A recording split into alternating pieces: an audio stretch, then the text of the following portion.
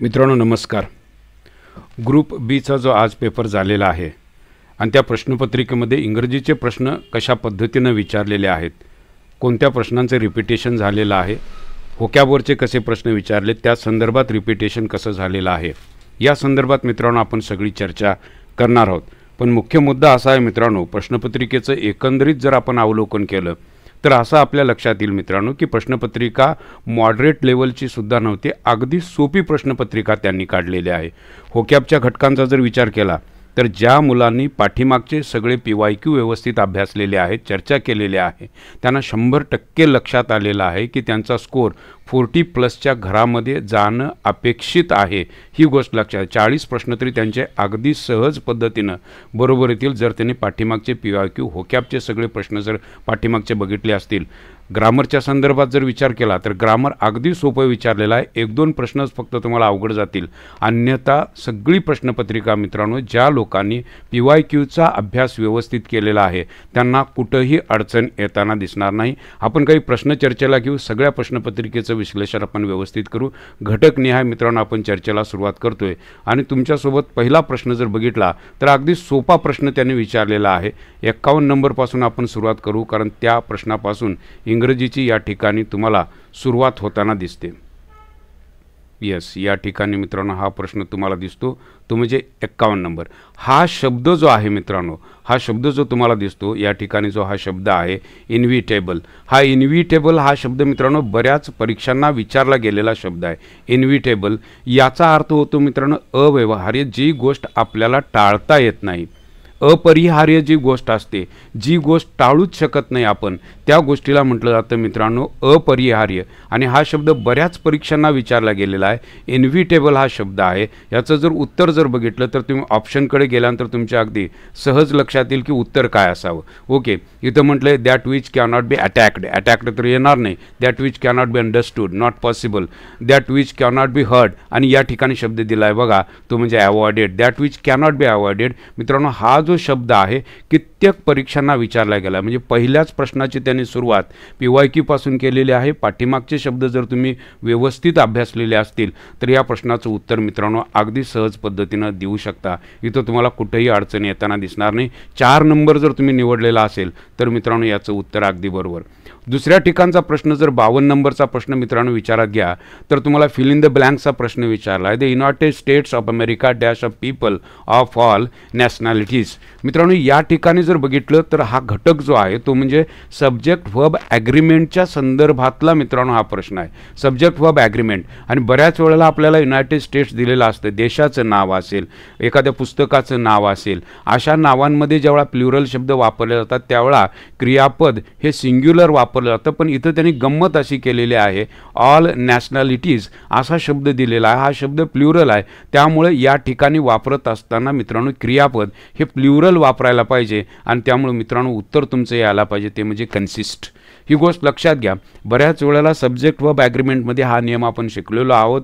United states असेल किंवा माय experiments with truth हे पुस्तकाचं नाव असेल, 3 इडियट्स सारखी मूवी असेल, तर या शब्दांमध्ये आपल्याला प्लुरल शब्द दिसतो, पण हे आपल्याला क्रियापद जे वापरायचं असतं ते सिंग्युलर वापरायचं असतं. पण या ठिकाणी मात्र मित्रांनो प्लुरल वापरावं लागेल, कारण पुढं म्हटलेलं आहे ऑल नॅशनॅलिटीज, हे जे आहे हे प्लुरल दिसतं. त्यामुळे ते क्रियापद तुम्हाला कळालं पाहिजे की या ठिकाणी तुम्हाला क्रियापद प्लुरल वापरायचं आहे. त्यामुळं हा 1 नंबरचा पर्याय अगदी बरोबर असणार आहे. जर 1 नंबर तुम्ही निवडला असेल याही ठिकाणी तर मित्रांनो तुमचं उत्तर अगदी बरोबर असणार आहे. पुढच्या प्रश्नाकडे जाऊ. 53 नंबरचा प्रश्न बघा, किती सोपा प्रश्न त्यांनी तयार केला आहे बघा. कॉमन गोष्ट आहे मित्रांनो की जर तुम्ही पार्ट्स ऑफ स्पीचचा जर व्यवस्थित अभ्यास केला असेल, पार्ट्स ऑफ स्पीच जर तुम्ही व्यवस्थित अभ्यासले असतील तर या प्रश्नाचं उत्तर काढायला मित्रांनो तुम्हाला कुठेही अडचण येताना दिसणार नाही. याचं कारण काय की या ठिकाणी ऑल या शब्दानं तुम्हाला सुरुवात झालेली दिसते. All is now lost, all men are mortal, he spilled coffee all over himself and they all live together in the same house. वाक्य 4 दिलेत आणि त्यांनी पार्ट्स ऑफ स्पीच विचारलेला आहे की ऑल या ठिकाणी काम काय करतं. मित्रांनो, सांगायची गरज नाही. जर तुम्ही पार्ट्स ऑफ स्पीचचा व्यवस्थित अभ्यास केलेला असेल तर या ठिकाणी ऑल हा शब्द प्रोनाऊन म्हणून काम करतो. याचा अर्थ सरळ आहे की या ठिकाणी प्रोनाऊनचा पर्याय आपल्याला बघावा लागेल. प्रोनाऊनचा पर्याय आपल्याला कुठं दिसतो ते जर आपण बघितलं तर या ठिकाणी सहज लक्षात येईल मित्रांनो, हा 2 नंबरचा प्रोनाऊनचा जो पर्याय आहे तो आपल्याला निवडावा लागेल. म्हणजे तुमचे जे पर्याय आहेत ते पर्याय अगदी सहज निघून जातील की हा 1 नंबरचा पर्याय निघून जाईल आणि हा 3 नंबरचा पर्याय निघून जाईल. पण दुसऱ्या भागामध्ये मी थोडंसं हे लहान करून घेतो जेणेकरून तो प्रश्न त्या ठिकाणी बसेल. Just a minute. यस, या ठिकाणी जर तुम्ही बघितलं तर तुमच्या सहज लक्षात काय येईल बघा की या ठिकाणी बघा, या ठिकाणी दुसरं जे वाक्य आहे त्या दुसऱ्या वाक्याकडे गेल्यानंतर तुमच्या लक्षात येईल ऑल मेन. हे मित्रांनो, हे मेन हे नाऊन आहे आणि ऑल हा शब्द या ठिकाणी ॲडजेक्टिव्ह म्हणून काम करतो. म्हणजे प्रोनाऊन नंतर ॲडजेक्टिव्ह पाहिजे. तुमचा 2 नंबरचा ऑप्शन मित्रांनो अगदी बरोबर असेल. 2 नंबर जर पर्याय लिहिला असेल तर अगदी बरोबर असेल, कारण या ठिकाणी हे spilled over all. Okay, spilled म्हणजे सांडणे. ही स्पिल्ड कॉफी ऑल ओव्हर, ती सांडली कुठं? All over. म्हणजे हे ॲडवर्ब म्हणून काम करतं. या ठिकाणी सीला ॲडवर्ब दिलेला आहे. Absolutely correct. 2 नंबरचा ऑप्शन मित्रांनो असेल तर तुमचा उत्तराचा भाग अगदी बरोबर. प्रश्नपत्रिका मित्रांनो अगदी सोपी आहे. फक्त तुम्ही जर अभ्यास व्यवस्थित केला असेल PYQचा आणि पार्ट्स ऑफ स्पीचचा अभ्यास व्यवस्थित केला असेल तर अशा पद्धतीच्या प्रश्नांची उत्तरं देता येणं तुम्हाला कुठंही अडचणीचं ठरणार नाही. प्रश्न बघा काय आहे, अगदी सोपा प्रश्न आणि हा प्रश्न बऱ्याच वेळा परीक्षेला विचारला गेला आहे. रिपीट झालेला प्रश्न आहे. PYQचा अभ्यास केला असेल तर तुम्हाला अगदी सहज कळेल.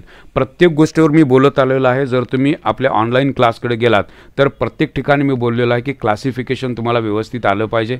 पार्ट्स ऑफ स्पीचमध्ये ॲडजेक्टिव्ह, नाऊन, प्रोनाऊन, ॲडवर्ब हे घटक महत्त्वाचे आहेत. एकाच वाक्यामध्ये ते शब्द दिलेले असतात. प्रत्येक ठिकाणी आलेला शब्द वेगवेगळ्या पद्धतीनं कसा काम करतो ते आपल्याला कळालं पाहिजे. या ठिकाणी दिलेला आहे सम. ओके, राईस या ठिकाणी म्हटलेलं आहे आणि सम त्याच्या पाठीमागं आलेला आहे. याचा अर्थ हे ॲडजेक्टिव्ह म्हणून काम करतं. 2 नंबरचा ऑप्शन मित्रांनो अगदी बरोबर. म्हणजे 54 नंबरचा प्रश्न सोडवायला मित्रांनो तुम्हाला लागणारा जो कालावधी आहे तो कालावधी फक्त 10 सेकंदाचा लागणार आहे जर तुमचा अभ्यास झाला असेल. समोर नाऊन आहे, पाठीमागं आलेला असा शब्द ॲडजेक्टिव्ह म्हणून काम करतो. मगाच्याही प्रश्नामध्ये तशाच पद्धतीने त्यांनी ऑल मेन दिलेलं होतं. त्या ठिकाणी ऑल हा शब्द आपण बघा, ह्या ऑल या ठिकाणी आपण हे ॲडजेक्टिव्ह गृहीत धरलं होतं. हे 2 नंबरमध्ये adjective. Same question is repeated over here. The sentence has been changed. फक्त सेंटेन्स तुम्हाला बदल केलेलं दिसतं. सम या ठिकाणी दिलं आहे आणि हे या ठिकाणी ॲडजेक्टिव्ह म्हणून काम करेल. प्रिपोजिशनवरचं किती सोपं वाक्य त्यांनी विचारलं आहे बघा. अशा पद्धतीच्या प्रश्नांची उत्तरं जर तुम्हाला येत नसतील तर मित्रांनो स्पर्धा परीक्षा करणं सोडून द्यायला हवं असा त्याचा सरळ अर्थ आहे. कारण तुम्ही मेन्सला गेलेले आहात. अंडर हे त्याचं उत्तर यायला पाहिजे. A fair little girl sat under a tree. With येणार नाही, इंटू येणार नाही, ओव्हर येणार नाही. मित्रांनो ही साधी गोष्ट आहे. प्रिपोजिशन त्यांनी भरायला सांगितलं. 2 नंबरचा ऑप्शन अगदी बरोबर येणार आहे. कुठंही उत्तर मित्रांनो तुम्हाला दुसरीकडे चेक करायची गरज नाही. अगदी सहज पद्धतीनं अशा पद्धतीच्या प्रश्नांची उत्तरं देऊ शकता. 56 नंबरचा प्रश्न तुम्ही बघा. डिग्रीच्या संदर्भात मित्रांनो मी सतत बोलत आलेलो आहे. डिग्रीचे काही फॉर्म्युले जे आहेत, यूट्यूबला जर गेला तर माझं एक लेक्चर डिग्रीच्या संदर्भातलं आहे. त्या डिग्रीच्या संदर्भातल्या लेक्चरकडे गेल्यानंतर ज्या वेळेला असं व्हेरी फ्यूनं वाक्य येतं त्यावेळेला ते पॉझिटिव्ह डिग्री असते. आणि पॉझिटिव्ह डिग्रीची जर तुम्हाला कंपॅरेटिव्ह करायची असेल तर तुम्हाला मेनी ऑदर असा शब्द यावा लागतो. मी काय सांगालो आहे बघा, मेनी ऑदर किंवा शब्द यावा लागतो तो म्हणजे मोस्ट ऑदर. हे शब्द जर येत असतील तर ती मित्रांनो कंपॅरेटिव्ह डिग्री होते. हे तुमच्या लक्षात यायला पाहिजे. कारण या संदर्भात विचार करत असताना तुमच्याकडे जर फॉर्म्युला व्यवस्थित असेल तर मित्रांनो तुम्हाला कळायला चालू होईल की ज्या वेळेला अशा पद्धतीनं वाक्यामध्ये व्हेरी फ्यूनं वाक्याची सुरुवात होते त्यावेळेला कंपॅरेटिव्ह डिग्रीमध्ये मेनी ऑदर किंवा मोस्ट ऑदर. आता मेनी ऑदर या ठिकाणी दिलेलंच नाही, या ठिकाणी मोस्ट ऑदर आलेला आहे बघा. Gold is costlier than most other metal in the world. मित्रांनो 1 नंबरचा ऑप्शन अगदी बरोबर आहे. कॉस्टलिएस्ट ही सुपरलेटिव्ह डिग्री आहे. ही पॉझिटिव्ह डिग्री झाली. नो अदरनं वाक्यामध्ये पॉझिटिव्ह डिग्री सुरू होते. Gold is more costlier than हे तर येणार नाही. एनी ऑदर हे या वाक्यामध्ये येत नाही. व्हेरी फ्यूचं वाक्य आहे त्यामुळे तुमचा 1 नंबरचा ऑप्शन अगदी बरोबर आहे. हे उत्तर जर समजून घ्यायचं असेल तर यूट्यूबला मी एक डिग्रीच्या संदर्भातला व्हिडिओ टाकलेला आहे. तो व्हिडिओ जर तुम्ही व्यवस्थित बघितला तर उत्तर मित्रांनो अगदी येईल. व्हेरी फ्यू आल्यानंतर कंपॅरेटिव्ह डिग्रीमध्ये मेनी ऑदर किंवा मोस्ट ऑदर यावं लागतं आणि या ठिकाणी मित्रांनो तुम्हाला मोस्ट ऑदर दिसतं. हे समजायला फक्त 10 सेकंदाचा कालावधी लागतो, फारसा वेळ लागत नाही. राईट. पुढच्या प्रश्नाकडे चला. पुढचा प्रश्न बघितल्यानंतरही तुमच्या अगदी सहज लक्षात येईल की त्यांनी विचारलेलं काय आहे. बघा, त्यांनी विचारलेलं आहे सिम्पल सेंटेन्स. आता सिम्पल सेंटेन्स कशाला म्हणतात एवढं जरी तुम्हाला कळालं तर सिम्पल सेंटेन्समध्ये मित्रांनो एकच कर्ता आणि एकच फायनाईट वर्ब असतं. किंवा तुम्ही दुसरं असंही लक्षात ठेवू शकता की ज्या वाक्यामध्ये तुम्हाला कंजंक्शन दिसत नाही, दुसरा कर्ता दिसत नाही, ते वाक्य मित्रांनो सिम्पल सेंटेन्स असेल. आता वाक्य पहिलं बघा, he is unwell so he cannot. आता या ठिकाणी कंजंक्शन म्हणून काम करतं, हे सिम्पल येणार नाही. ही कन्फेस्ड हिज क्राईम, या ठिकाणी कंजंक्शनच दिसत नाही. मित्रांनो पुढची वाक्यसुद्धा तुम्हाला बघायची गरज नाही. 2 नंबरचा ऑप्शन अगदी बरोबर असणार आहे. ही कन्फेस्ड हिज क्राईम. म्हणजे अशा पद्धतीनं प्रश्नाची उत्तरं, अशी प्रश्नांची उत्तरं काढायला मित्रांनो फक्त 10 सेकंदाचा वेळ लागतो. याचं कारण असं की तुम्ही फक्त बेसिक टेक्निक जर लक्षात ठेवली. आता या ठिकाणी बघा, या ठिकाणी दिले नॉर, कॅन, ही. म्हणजे या ठिकाणी तुम्हाला 2 क्रियापदं दिसतात. सिम्पल सेंटेन्समध्ये एकच फायनाईट वर्ब असतं किंवा एकच कर्ता असतो. किंवा ही गोष्ट जर तुमच्या लक्षात आली की अशा वाक्यांमध्ये कंजंक्शन दिसत नाही तर अशा वेळेला ते सिम्पल सेंटेन्स असतं. या ठिकाणी कंजंक्शन आलं आहे बघा 4 नंबरला, दॅट हे कंजंक्शन आपल्याला दिसतं. म्हणजे हे वाक्य तर सिम्पल सेंटेन्स होणार नाही. त्यामुळे तुमचं उत्तर येणार आहे ते म्हणजे 2 नंबरचं उत्तर या ठिकाणी तुम्हाला अगदी बरोबर दिसेल. प्रश्न पुढचा बघा, थोडासा कठीण वाटणारा प्रश्न. अशा पद्धतीचे प्रश्न मित्रांनो विचारले जातात. अशा वेळेला तुमचं उत्तर काय असावं, म्हणजे करेक्ट सेंटेन्स त्याने विचारलं. राईट. हे करेक्ट सेंटेन्स कोणता आहे अशा पद्धतीचा प्रश्न. ज्योती हॅज ऑलवेज टू हरी. मित्रांनो या ठिकाणी हॅज आणि ऑलवेज मित्रांनो हे एक मॉडेल ज्यावेळा काम करतं, हॅज टू हे लागून यावं लागतं. Am to, as to, has to, was to हे लागून यावं लागतं. या ठिकाणी हॅज टू लागून आलेला आहे. Jyoti always has to hurry in the morning because she gets up so late. म्हणजे या ठिकाणी उत्तर हेच आहे मित्रांनो. 2 नंबरचंच उत्तर यायला पाहिजे. 3 आणि 4 नंबरचा कुठेही रेफरन्स तुम्हाला लागत नाही. हॅज टू या ठिकाणी हे मॉडेल म्हणून काम करताना या ठिकाणी तुम्हाला दिसतं. आणि अशा वेळेला मित्रांनो हे टू जे आलेलं आहे हे टू लागून यावं लागतं. त्यामुळे 2 नंबरचा ऑप्शन अगदी तुमचा बरोबर या ठिकाणी दिसेल. थोडासा कॉम्प्लिकेटेड प्रश्न, जर मॉडेल ॲक्झिलरीच्या संदर्भात थोडीशी डिटेल माहिती घेतलात तर अशा पद्धतीच्या प्रश्नाची उत्तरं तुम्ही अगदी सहज देऊ शकाल. पुढचा प्रश्न बघा, identify the adverb clause underline in the following sentence. Adverb clause त्यांनी विचारलेला आहे. ओके. आता ॲडवर्ब क्लॉजचं वैशिष्ट्य किंवा त्यात येणारी जी कंजंक्शन्स आहेत ती जर कंजंक्शन बघितली तर ॲडवर्ब क्लॉजमध्ये ॲज हे कंजंक्शन येतं. इतकं साधं लॉजिक असेल तर 5 सेकंदाच्या आत तुमचा प्रश्न सुटू शकतो. आय एक्सपेक्ट मित्रांनो हा जो क्लॉज आहे हा क्लॉज आहे मित्रांनो नाऊन क्लॉज. कारण दॅटनं सुरुवात झाली आणि काय या प्रश्नाचं उत्तर या ठिकाणी मिळतं. Here is the book you want. या ठिकाणी दॅट आहे पण दॅट इज मिसिंग हे दिलेलं नाही. या ठिकाणी ह्या बुकला हे एलॉबरेट करतं. त्यामुळे या ठिकाणी मित्रांनो हा ॲडजेक्टिव्ह क्लॉज म्हणून काम करेल. या ठिकाणी आय फिअर दॅट आय शाल फेल. म्हणजे या ठिकाणी दॅटनं सुरुवात झाली, कशाची भीती वाटते, त्यामुळे इथं कायचं उत्तर दिलेलं आहे. त्यामुळे हाही या ठिकाणी नाऊन क्लॉज मित्रांनो होतो. पण पहिलं वाक्य बघा, ॲज हे ॲडवर्ब क्लॉजमध्ये येतं. इतकं जरी आपल्याला कळालं तरीसुद्धा मित्रांनो उत्तर तुमचं बरोबर येईल. 1 नंबरचा प्रश्न अगदी बरोबर, उत्तर अगदी बरोबर, कारण या ठिकाणी ॲडवर्ब क्लॉज त्यांनी विचारलेला आहे. सोपी प्रश्नपत्रिका मित्रांनो, 40+ तुमचे उत्तरं अगदी बरोबर यायला पाहिजेत मित्रांनो. तुम्हाला कुठंही अडचण येताना तुम्हाला दिसणार नाही. इतकी सोपी प्रश्नपत्रिका त्यांनी काढलेली आहे. हे वाक्य मित्रांनो ESPNचं वाक्य मित्रांनो रिपीट झालेलं आहे. ज्या लोकांनी PIQचा अभ्यास व्यवस्थित केलेला आहे, PIQचे प्रश्न ज्यांनी व्यवस्थित सोडवलेले आहेत त्यांना मित्रांनो अजिबात अडचण येताना दिसणार नाही. याचं कारण हे वाक्य पाठीमागच्या एका PSIच्या परीक्षेमध्ये विचारलं गेलेलं वाक्य आहे. ESPN is showing all the matches live. मित्रांनो बाय या ठिकाणी आणि या ठिकाणी जर बघितलं तर प्रेझेंट कंटिन्युअस आहे. प्रेझेंट कंटिन्युअसचं पॅसिव्ह होतं ते म्हणजे बिईंग यायला पाहिजे, पण इथं बघा हे ऑन दिलेलं आहे. इथं तर आर बिईंग दिलं आहे, आर बिईंग दिलं आहे, हे तर येणार नाही. पण बाय ESPN पाहिजे. डी हा ऑप्शन यायला पाहिजे आणि डी हा ऑप्शन मित्रांनो एक ठिकाणी दिसतो. हे वाक्य मित्रांनो रिपीट झालेलं आहे. ज्यांनी PYQचा अभ्यास व्यवस्थित केलेला आहे त्यांना कुठेही मित्रांनो हे प्रश्न सोडवायला 10 ते 15 सेकंदाच्या वेळ जास्त लागणार नाही. ही गोष्ट लक्षात घ्या. खूप सोपी प्रश्नपत्रिका. आता बघा या प्रश्नाकडे गेल्यानंतर तुम्हाला अगदी सहज आठवून होईल की तुम्ही PYQचा अभ्यास केलेला आहे आणि या प्रश्नाचं उत्तर अगदी सहज दिसेल. One who looks at the bright side of the things. मुख्य मित्रांनो ऑप्टिमिस्ट असणार आहे. मी सांगायची गरज नाही कारण तुम्ही you are well matured now. तुम्ही PYQचा अभ्यास केलेला आहे, ज्या अर्थी मेन्सला गेलेला आहात. याचा अर्थ सरळ आहे, हे सगळं तुम्ही वाचलेलं आहे. पेसिमिस्ट येणार नाही, ओके, सायनिक येणार नाही, ओके, ह्युमॅनिस्ट येणार नाही. Optimist is the correct option. PYQ बघा, PYQमध्ये हे सगळे शब्द सापडतील. होकॅब या वेळेला त्यांनी अननोन होकॅब विचारलीच नाही.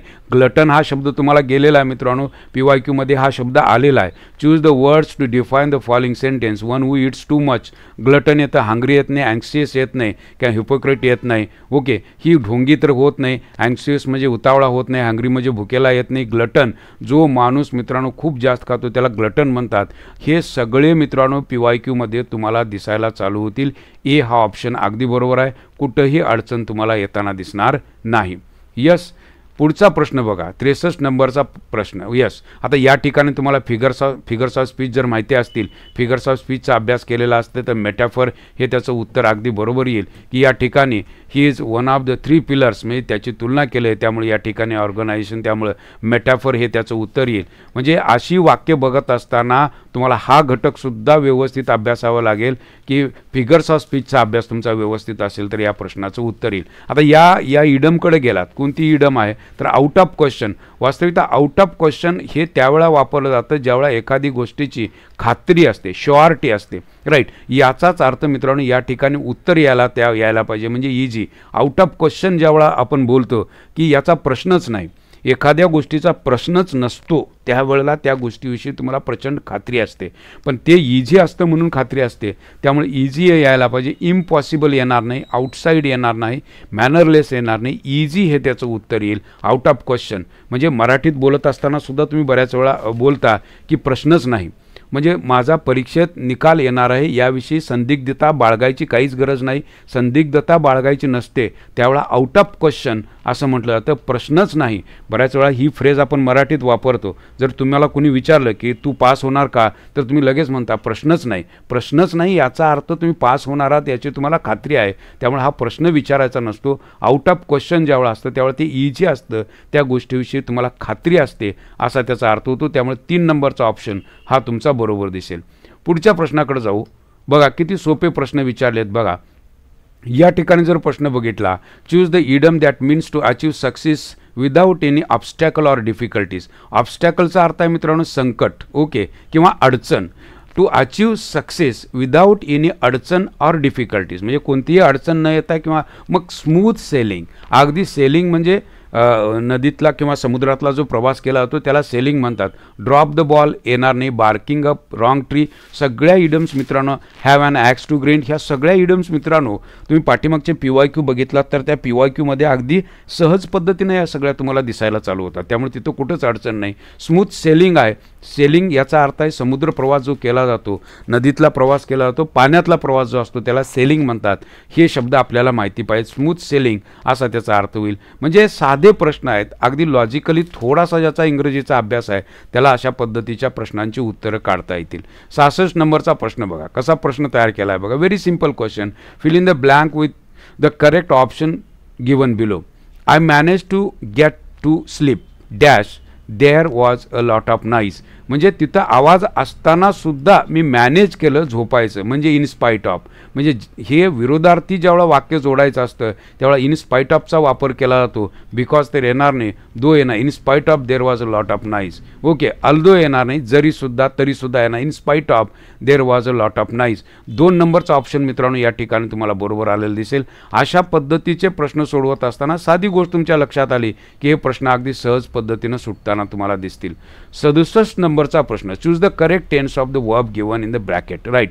The police dash the thief last night. इथं शब्द बघा लास्ट नाईट आला आहे. लास्ट नाईट हे कशाला सिम्बॉलाइज करतं तर हे पास्ट सिम्पल पास्ट जो आहे त्याला मित्रांनो हे सिम्बॉलाइज करतं. आणि मग जर मला कळालं तर पास्ट सिम्पल पाहिजे तर या ठिकाणी कॉट येणं अपेक्षित आहे. The police caught the thief last night. हे वाक्यसुद्धा PYQमध्ये तुम्हाला बघायला मिळेल. ही अशीच वाक्य मित्रांनो PYQमधली जशीच्या तशी इंग्रजीची प्रश्नपत्रिका मित्रांनो अगदी सोप्या पद्धतीने डिझाईन केलेली आहे, कुठेही तुम्हाला अडचण येणार नाही.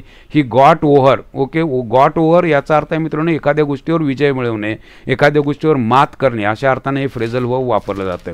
ही got over his enemy by artistic means म्हणजे हत्यार, ओके, त्यामुळे इथं वापरलेला आहे त्या आर्टिस्टिक. हाही मित्रांनो उत्तराचा भाग थोडंसं आर्टफुल येणार नाही, आर्टिकल येणार नाही. आर्टिकल हा शब्द आपण वापरतो ते म्हणजे वेगवेगळ्या वस्तूंसाठी आर्टिकल हा शब्द आपण वापरतो, त्यामुळे तो तिथं पर्याय बसणार नाही. म्हणजे बेसिक ज्याचं पक्का आहे त्याला कुठेही अडचण येताना मित्रांनो दिसणार नाही. पुढचा प्रश्न जर बघा, find out the correct meaning of the underline idiom in the given sentence. We called off phrasal verb. मित्रांनो लक्षात घ्या, फ्रेझल व्हर्ब. फ्रेझल व्हर्बवरचा मित्रांनो हा प्रश्न आहे.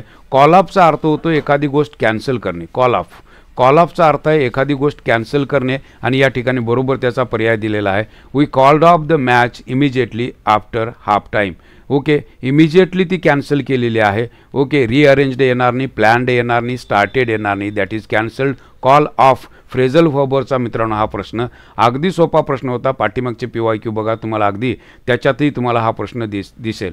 प्लेंटी हा शब्द जर मला माहिती नसेल, प्लेंटी म्हणजे पुष्कळ, प्लेंटीचा अर्थ आहे मित्रांनो पुष्कळ, आणि याला त्याने विचारलेला आहे मित्रांनो अपोजिट विचारलेला आहे. जेव्हा अपोजिट अशा पद्धतीचे प्रश्न विचारले जातात तेव्हा अपोजिट, ओके, प्रायव्हेट तर येणार नाही, ओके, चीप म्हणजे मुख्य येणार नाही, लोअर तर येणार नाही. याचा अर्थ काही जणांना माहितीही नसेल, पण हे जर उत्तर तुम्ही लिहिलं असेल, ओके, स्कॅसिटी याचा अर्थ आहे मित्रांनो एखाद्या गोष्टीची दुर्मिळता ज्यावेळा असते, एखादी गोष्ट ज्यावेळा मिळत नसते त्यावेळेला हा शब्द वापरला जातो, स्कॅसिटी. मित्रांनो 2 नंबरचा ऑप्शन मित्रांनो अगदी बरोबर आहे. अशा पद्धतीचे, आणि हे शब्द मित्रांनो PYQला सतत तुम्हाला दिसतील, सतत दिसतील. Okay, exotic stands. The word exotic stands in, okay, antonyms या ठिकाणी म्हटलेलं आहे. अँथोनिमस रिलेशनशिप त्यांनी विचारलं. अँथोनिमस विरुद्धार्थी शब्द सांगायचा आहे, राईट. याचा अर्थ मित्रांनो होतो विदेशी, आणि मग स्वदेशीला शब्द आहे इंडिजिनियस. म्हणून या ठिकाणी उत्तर येणार आहे मित्रांनो ते म्हणजे इंडिजिनियस. सी हा ऑप्शन या ठिकाणी 2 मध्ये दिसतो, त्यामुळं या ठिकाणी उत्तर 2.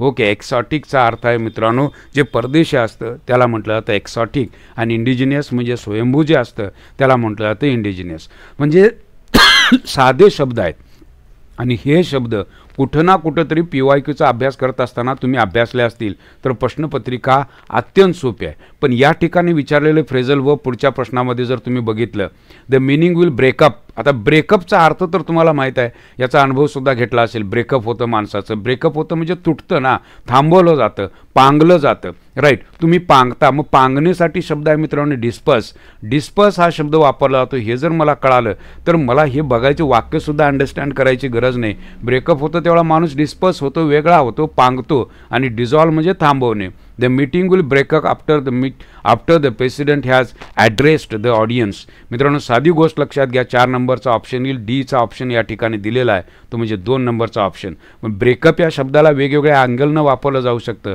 फ्रेझल वर्बवर परीक्षेला कमीत कमी 2 ते 3 प्रश्न हमखास प्रत्येक परीक्षणात तुम्हाला दिसतील. हा शब्द आला नसेल तर मित्रांनो स्पर्धा परीक्षा करायची सोडूनच देता येईल. कारण इथं काय विचारलंय बघा की या ठिकाणी omnipresent, the word dash is correctly synonym of the word, okay, viscous. याचा अर्थ जनरल, युनिव्हर्सल, ट्रान्सपरंट और ओमनी प्रेझेंट. मित्रांनो ओमनी प्रेझेंट हे उत्तर यायला पाहिजे, या ठिकाणी उत्तर यायला पाहिजे ते म्हणजे ओमनी प्रेझेंट. म्हणजे साधे साधे शब्द आहेत की या शब्दांविषयी जर आपण माहिती घेत गेलो तर उत्तरं मित्रांनो अगदी बरोबर येणार आहेत. या ठिकाणी दिलाय बघा शब्द good dash who is able to get the best from the placed under he change, he charge. आता या ठिकाणी शब्द मला माहिती पाहिजे तो म्हणजे डिसिप्लिन हा शब्द मला माहिती पाहिजे. जर डिसिप्लिन हा शब्द जर मला व्यवस्थित माहिती असेल तर प्रश्नाचं उत्तर काढायला मित्रांनो अवघड झाला नाही. डिसिप्लिन, आता डिसिप्लिनचं स्पेलिंग मित्रांनो आहे DISCIPLIN, आणि जो माणूस डिसिप्लिन पाळतो त्याला म्हटलं जातं डिसिप्लॅनेरियन. मग या ठिकाणी उत्तर मित्रांनो दिसतं ते म्हणजे 4 नंबर. त्याला सफिक्स आणि प्रिफिक्स कसे लागतात, एखाद्या शब्दाला सफिक्स किंवा प्रिफिक्स कसे लागतात हे जर मला कळालं तर उत्तर अगदी बरोबर येणार आहे. डिसिप्लॅनेरियन असा तो शब्द आहे मित्रांनो. 4 नंबरचा ऑप्शन तुमचा बरोबर येणार आहे. हे प्रश्न बघत असताना मित्रांनो तुमच्या लक्षात येत असेल की अशा पद्धतीच्या प्रश्नांची उत्तर अगदी सहज काढू शकतो. Don't worry dash late tonight. Okay, आता या ठिकाणी don't worry, if I am late tonight, if I shall be late. Okay, या ठिकाणी डोंट वरी म्हटलेलं आहे आणि रात्रीला उशीर होणार आहे याचा अर्थ मित्रांनो भविष्यकाळ मला दाखवायचा आहे. याचा अर्थ मित्रांनो 4 नंबरचा option if I shall be late tonight, 4 नंबरचा ऑप्शन अगदी बरोबर. सोपे प्रश्न आहेत मित्रांनो. सोप्या प्रश्नांकडे त्या अँगलनं बघत गेलात. कंडिशनल सेंटेन्सेसचा जर तुमचा अभ्यास असेल तर मित्रांनो अगदी बरोबर. वाक्यामध्ये दिलेलं आहे मित्रांनो कंडिशनल सेंटेन्स, आणि conditional sentence if it rains the match will be cancel. Subjunctive mood आहे. मूडवरती मित्रांनो हमखास परीक्षेला प्रश्न विचारले जातात. असे प्रश्न बघत असताना 3 मूड असतात. एक म्हणजे सब्जेक्टिव्ह मूड, दुसरा म्हणजे इम्पेरेटिव्ह मूड, इंडिकेटिव्ह मूड. वाक्य जर बघितलं तर इंडिकेटिव्ह मूडमध्ये प्लेन वाक्य दिलेलं असतं, या ठिकाणी कंडिशनल सेंटेन्स दिलेला आहे, त्यामुळे जे उत्तर तुम्हाला दिलेलं आहे सब्जेक्टिव्ह मूड ते अगदी बरोबर. पण या ठिकाणी प्रश्न बघा कशा पद्धतीने विचारला आहे. वाक्याचा संदर्भ जर मला व्यवस्थित कळाला तर उत्तर अगदी बरोबर काढता येईल. She may be attending the present parents teacher meeting. Second one is she might be attending the parents teacher meeting and she could be attending the parent teacher meeting. आणि त्यांनी प्रश्न विचारला, in which of the sentences above does the underlined models expresses a good possibility. good possibility हा शब्द त्यांनी वापरलेला आहे आणि ज्या वेळेला पॉसिबिलिटी कमी असते त्यावेळेला मेचा वापर केला जातो. BCचा पर्याय जर असेल तुमचा तर तो मित्रांनो अगदी बरोबर, कारण मेचा वापर त्यावेळेला केला जातो. पॉसिबिलिटी असते पण कमी पॉसिबिलिटी असते, अशा वेळेला मेचा वापर केला जातो. असे साधे प्रश्न आहेत. म्हणजे मॉडेल ॲक्झिलरीचा प्रश्न की जो प्रश्न सोडवत असताना बेसिक टप्पा जर तुम्ही पूर्ण केलेला असेल तर प्रश्नाचं उत्तर अगदी सहज पद्धतीनं देता येईल. पॅसिव्हची रचना विचारले मित्रांनो, it is time for the syllabi to be revised. मित्रांनो वाक्यामध्ये जेव्हा असं इट इज टाईम येतं त्यावेळेला त्याचा ॲक्टिव्ह करत असताना आपल्याला कशी रचना करावी या संदर्भात माहिती असणं खूप गरजेची गोष्ट. इट इज टाईम असतं ज्यावेळेला हे टू बीचं व्हर्ब आहे, हे जे आहे हे व्हर्ब टू लावून घ्यायचं असतं. हे जर मला कळालं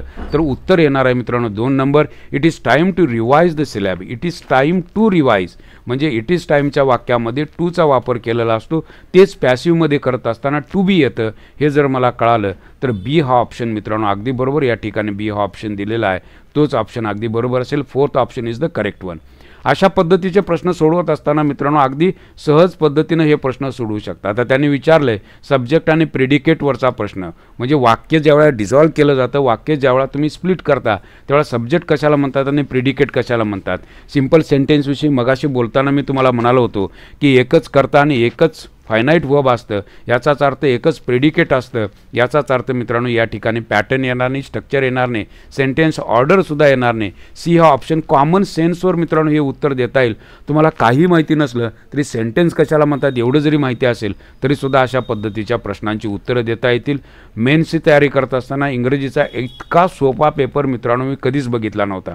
हा इतका सोपा पेपर आहे. आता हा प्रश्न मात्र सोडवत असताना थोडासा डेप्थचा अभ्यास तुमचा असणं गरजेची गोष्ट आहे. बऱ्याच वेळा पॅसिव्हच्या रचना विचारल्या जातात आणि पॅसिव्हच्या रचनेमध्ये आपण बाय वापरतो, पण बायच्या रचना बऱ्याच वेळा चुकीच्या ठरू शकतात. काही क्रियापदं अशी असतात की ज्यांना बाय लागत नाही. इथे क्रियापद आलेलं आहे ॲनॉय.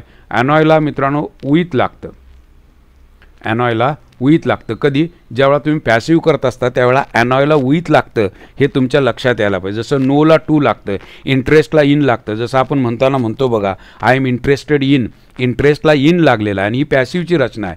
बऱ्याच वेळा आपण इथं चुकतो की त्यावेळेला आपण बाय लावतो आणि हीच बाब त्यांना नोटीस करायची होती की तुम्ही पाठांतर केलेलं आहे का खरोखरच तुम्हाला माहिती आहे. या ठिकाणी पर्याय दिलेला आहे बघा, इथं बायचा पर्याय दिला आहे, हे येणार नाही.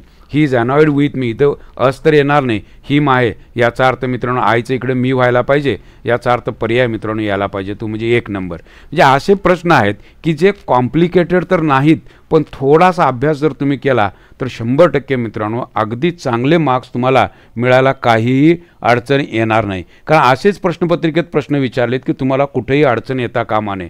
म्हणून मी मगापासून तेच सांगतोय की तुम्ही PYQ केला असाल तर आज तुम्हाला इंग्रजीच्या बाबतीत तर चांगली झोप लागणार आहे, कारण कुठंच तुम्हाला अडचण येताना दिसणार नाही आणि प्रश्नपत्रिका बघितल्यानंतर सुद्धा तुम्हाला आनंद होणार आहे. ॲम्बिडेक्स्ट्रस हा शब्द कित्येक परीक्षांना विचारला. ॲम्बिडेक्स्ट्रस जो दोन्ही हातांनी काम करू शकतो, इक्वली काम करू शकतो, त्याला म्हटलं जातं ॲम्बिडेक्स्ट्रस. शब्द बघितल्या तुम्हाला कळायला पाहिजे. One who can use both hands equally well is called actually ambidextrous. One who can use both hands equally well, 2 नंबरचा ऑप्शन अगदी बरोबर. म्हणजे प्रश्न बघितल्या तुम्हाला असं वाटेल की यार हे कुठं ना कुठंतरी आपण बघितलंय.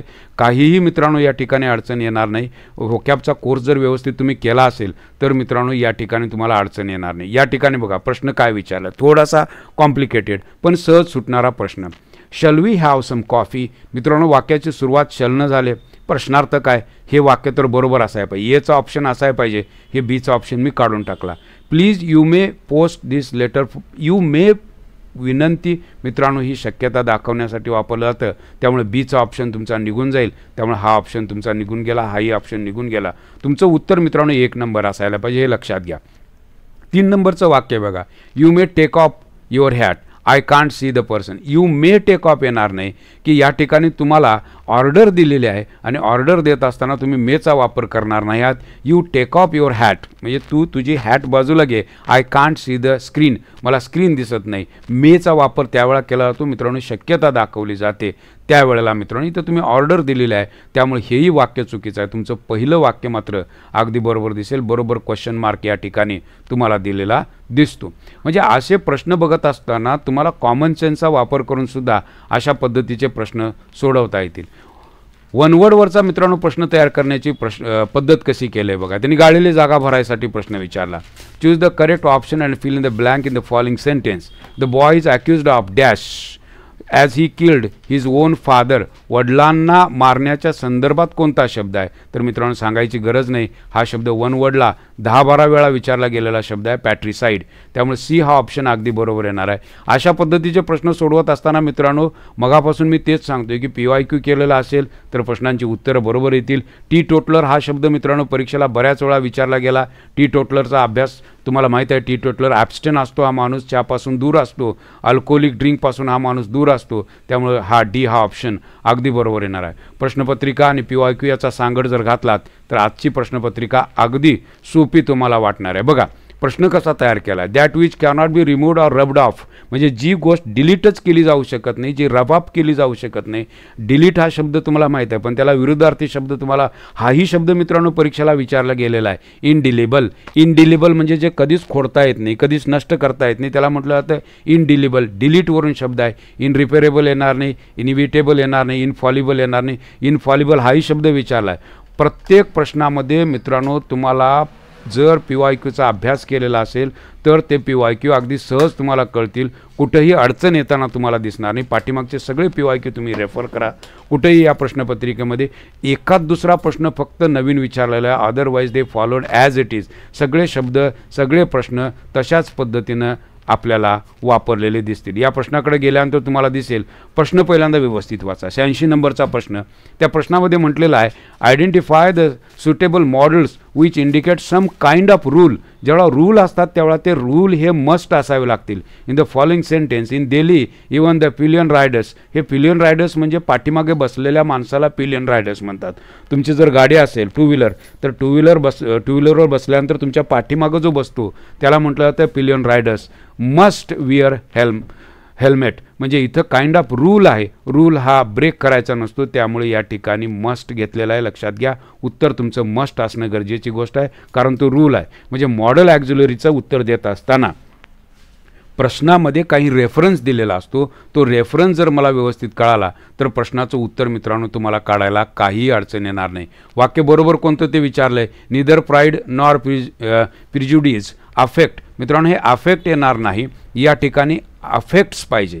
या ठिकाणी अफेक्ट्स, कारण दोन करते निदर नॉरनं जोडल्यानंतर क्रियापद सिंग्युलर असावं लागतं आणि ते क्रियापद सिंग्युलर असतं ज्याला यस किंवा यस लागतं. त्यामुळे या ठिकाणी अफेक्ट्स असायला पाहिजे. म्हणजे ए तर येणार नाही, त्यामुळे एचा पर्याय आपल्याला काढून टाकावा लागेल. एचे पर्याय 2 पर्याय निघून गेले.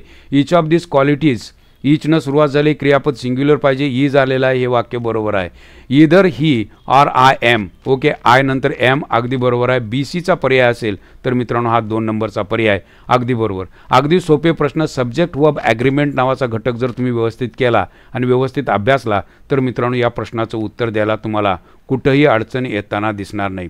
We shall go to Amritsar when my sister dash from Kolhapur. कोल्हापूरचा उल्लेख केलेला आहे मित्रांनो, कोल्हापूर. राईट. आता या ठिकाणी बघितलं तर या ठिकाणी वाक्यामध्ये व्हेन आलेला आहे. ही कायम गोष्ट मित्रांनो तुमच्या लक्षात यायला पाहिजे. असं कंजंक्शन ज्यावेळेला दिसतं त्यावेळेला मित्रांनो पुढच्या वाक्यामध्ये तुम्हाला सिम्पल प्रेझेंट वापरायचा असतो.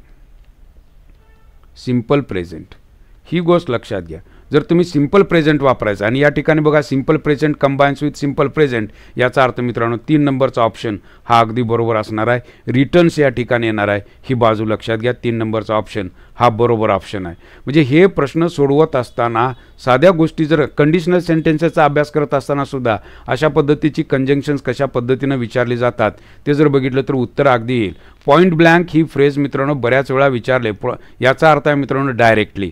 पाठीमागचा PYQचा अभ्यास करा, तुम्हाला उत्तर अगदी सहज येईल. डायरेक्टली असा त्याचा अर्थ होतो पॉईंट ब्लँक. पाठीमागं PYQ बघा, PYQ बघितलं तुम्हाला कळेल की हा प्रश्न विचारलेला आहे. ओके, या ठिकाणी बघा प्रश्नाचं उत्तर काढत असताना ओके प्रिझर्वरन्स असा शब्द विचारला आहे. आता प्रिझर्वरन्स या शब्दाला not giving up okay easily perceived म्हणजे 3 नंबरचा जो ऑप्शन आहे तो मित्रांनो अगदी बरोबर असेल. या ठिकाणी उत्तर काढत असताना साध्या साध्या गोष्टी साधे साधे शब्द जर बघत गेलात तर मित्रांनो अशा पद्धतीच्या प्रश्नांची उत्तरं काढता येतील. हा पॅसेज आहे, पॅसेज आपण सगळा समजून घेणार नाही आहोत, फक्त ग्रामरच्या प्रश्नांविषयी मी थोडंसं बोलतोय की बघा परत एकदा ग्रामरच्या इकडे खाली काही प्रश्न विचारलेत की जे आपल्याला माहिती असणं खूप गरजेची गोष्ट. या ठिकाणी बघा हाय हे काय दाखवतं मित्रांनो, हाय हे दाखवतं काय दाखवतं तर मित्रांनो the interjection high expresses call for attention. Okay call for attention आहे अगदी बरोबर आहे. बी हा ऑप्शन अगदी बरोबर आहे म्हणजे 4 नंबरचा ऑप्शन तुम्ही देऊ शकता की जो अगदी बरोबर असेल या ठिकाणी. म्हणजे अशा पद्धतीनं आपल्याला कळतं की बाबा साधा प्रश्न आहे. हाय आपण कधी वापरतो, एखाद्याचं अटेन्शन घ्यायचं असेल तर आपण हाय हा शब्द वापरतो. म्हणजे इतका साधा प्रश्न विचारला जावा. या ठिकाणी बघा काय विचारले, identify from the following the sentence with correct use of preposition. प्रिपोजिशनचा वापर आता या ठिकाणी फ्रॉम आहे, सिन्स आहे, बिफोर आहे, फॉर आहे. मित्रांनो एखादी गोष्ट कधीपासून चालू झाली यासाठी आपण सिन्स वापरतो. She has been teaching in the college since 2001 is absolutely correct. B हा ऑप्शन अगदी बरोबर यायला पाहिजे. याचाच अर्थ मित्रांनो 4 नंबरचा ऑप्शन जो बी दिलेला आहे तो अगदी बरोबर असणार आहे. म्हणजे प्रश्नपत्रिका बघितल्यानंतर मित्रांनो तुम्हाला घाबरून जायची बिलकुल गरज नाही. अशा पद्धतीचे प्रश्न मित्रांनो फॉल्स असेल तर फॉल्सला त्याने विचारलं काय बघा, choose from the following alternatives the word which is synonymous. Okay त्यांनी समानार्थी शब्द in a meaning with false, true, real, untrue synonymous विचारलेला आहे. द वर्ड विच इज म्हणजे अनट्रू जे आहे ते मित्रांनो फॉल्स असणार आहे. म्हणजे अशा पद्धतीनं उत्तर येणार आहे ते म्हणजे 3 नंबर. इतके सोपे शब्द, आता इतकंही इंग्रजी येऊ नये तर ते तुम्हाला काही ABCD लिहायला लावणार नाहीत, हेही तुमच्या लक्षात आलं पाहिजे. असे साधे प्रश्न आहेत. She wanted to buy. Okay इथं नाऊन बघा, हे नाऊन प्लुरल आहे. याचा अर्थ मित्रांनो सम यायला पाहिजे. एनी नंतर सिंग्युलर प्लुरल चालतं. नीदर नंतर नाऊन मित्रांनो सिंग्युलर लागतं. ईच नंतर नाऊन सिंग्युलर लागतं. याचाच अर्थ मित्रांनो या ठिकाणी समचा वापर व्हायला पाहिजे. इतकं साधं जर उत्तर तुम्हाला काढता येत नसेल तर मित्रांनो अभ्यासाची नितांत गरज आहे असा त्याचा अर्थ होतो. Even 2 hours from now see dash the letters. Okay now okay even 2 hours from now आत्तापासून पुढं सी विल बी टायपिंग. याचा अर्थ मित्रांनो फ्युचरला दाखवलेला आहे. विल हॅव बीन टाईप येणार नाही. शी शॅल हॅव टाईप्ड येणार नाही. Okay even 2 hours from now. Okay even 2 hours from now see dash the letters. Okay will be typing the letters. अशा पद्धतीनं मित्रांनो फ्युचर कंटिन्युअस यायला पाहिजे, विल बी टायपिंग यायला पाहिजे. अशा पद्धतीची मित्रांनो ही सगळी प्रश्नपत्रिका आपण बघितली. प्रश्न सोपे होते, अगदीच सोपे प्रश्न विचारले गेलेले होते. कुठेही मित्रांनो तुम्हाला अडचण येताना दिसणार नाही. ओके अशाच पद्धतीची चर्चा ऐकायची असेल तर मित्रांनो AK फाउंडेशन नावाचं जे ॲप आहे ते ॲप सबस्क्राईब करा. त्याच्यावरती अशा पद्धतीच्या बऱ्याच गोष्टी तुम्हाला बघायला मिळतील. Thank you very much.